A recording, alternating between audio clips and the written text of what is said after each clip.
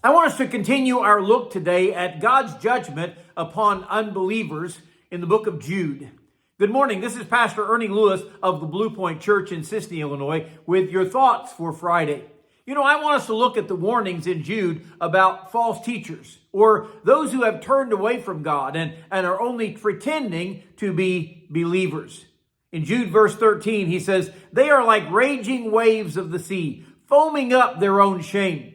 Wandering stars, for whom is reserved the blackness of darkness forever."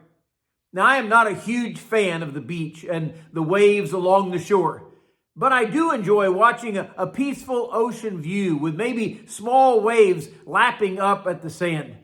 Notice one description of these apostates is like raging waves of the sea.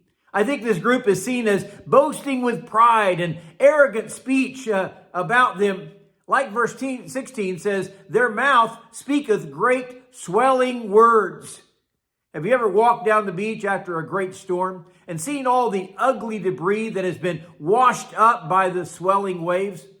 Perhaps Jude is referring to God's words in Isaiah 57 and verse 20, where he says, "But the wicked are like the troubled sea when it cannot rest, whose waters cast up mire and dirt.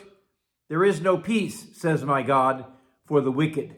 They may make a great storm and foam, but their words and their hearts are empty." Secondly, he pictures these apostates as wandering stars. And we know for certain that stars and even planets may be used for navigation. Many a sailor has placed all his faith on the North Star and its true position in the sky to help him navigate in the darkness or perhaps in the great seas without any other landmarks around him. But you cannot place your trust in these apostates who have turned away. They are like meteors and they pass quickly through the sky. They're burned up in the atmosphere. They vanish quickly out of sight. Can you imagine what a catastrophe our lives would be if we were depending on one of these false teachers who has actually turned away from God? Many have lost their bearing and have departed from the faith because of them. He says he has reserved the fallen angels in everlasting chains for darkness. But for these who once followed the Lord and perhaps even gathered disciples, he has reserved the blackness of darkness forever.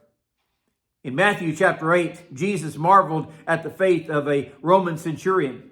But he says, "Many children of this kingdom shall be cast into outer darkness, where there will be wailing and gnashing of teeth."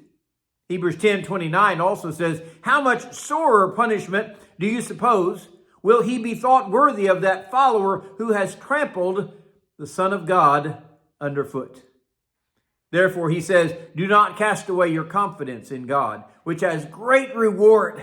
Hold fast to your faith and endure hardness like a good soldier, because we know God is faithful. We can trust him, and we need to continue in our faith to follow him."